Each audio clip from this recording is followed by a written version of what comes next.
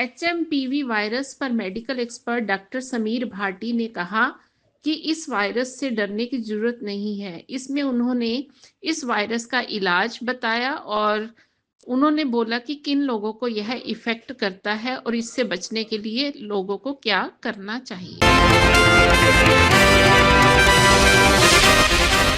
देखिए, जो नया वायरस जिसके बारे में बात की जा रही है एचएमपीवी, तो एक तो ये नया नहीं है, ये पिछले 24-25 साल से पूरे विश्व के अंदर सर्कुलेट हो रहा है। इसका नाम है ह्यूमन मेटा न्यूमो वायरस। तो ये सांस से संबंधित प्रॉब्लम ही करता है, पर ज़्यादा नहीं, मतलब सिर्फ अपर रेस्पिरेटरी, जैसे कि सर्दी हो गया, खांसी हो गया, जुकाम हो गया, गले में खराश हो गया, यही सब तरह के लक्षण जो कि वैसे भी आम तौर पे हमारे और अन्य इन्फ्लुएंजा वगैरह के अंदर होते हैं।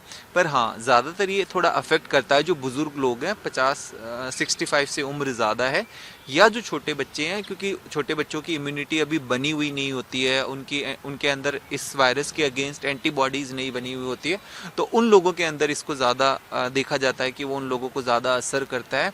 और जैसा कि ये सांस से संबंधित प्रॉब्लम कॉज करता है, तो जो फैलने का कारण है इसका वो भी वही है कि अगर कोई चीखता या खांसता है व्यक्ति जिसको संक्रमण है, तो दूसरे व्यक्ति को जो स्वस्थ है उसको ये संक्रमण हो सकता है। या दूसरा, ये हमारे हाथों के जरिए हमारे शरीर में एंटर करता है।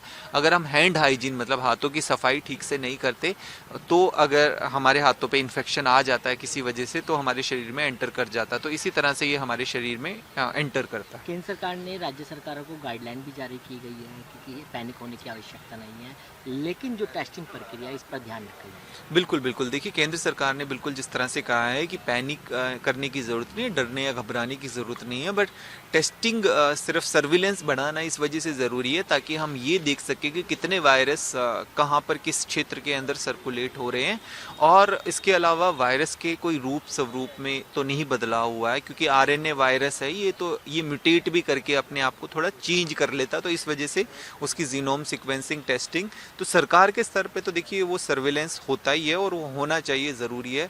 बट व्यक्तिगत तौर पे सभी को यही सावधानी बरतनी है कि हाई रिस्क वाले लोग जिनको पहले से कोई गंभीर बीमारी है, लंग्स से संबंधित अस्थमा वगैरह, सीओपीडी वगैरह, तो उन लोगों का हमें विशेष तौर पे ध्यान रखना, और छोटे बच्चों का। पर पैनिक या घबराने की बिल्कुल भी ज़रूरत नहीं है।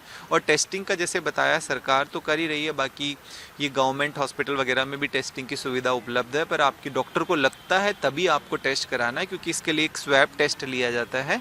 पर वो सबके लिए ज़रूरत नहीं है, क्योंकि इसके लिए जिन जिनको कोई प्रॉब्लम है, ज़्यादा हाई रिस्क वाले हैं, उनके लिए डॉक्टर वो सलाह दे सकते हैं कराने की। सावधानी क्या बरतनी चाहिए? सावधानी में सिर्फ यही ध्यान रखना है आपको कि अगर आपको सर्दी, खांसी, जुकाम ऐसे कोई लक्षण आ रहे हैं तो आप मास्क पहने, या किसी और को भी अगर ऐसे सर्दी, खांसी, जुकाम है, उसने मास्क नहीं पहन रखा, तो आप थोड़ा उससे उचित दूरी बना के रखें ताकि आपको संक्रमण ना हो।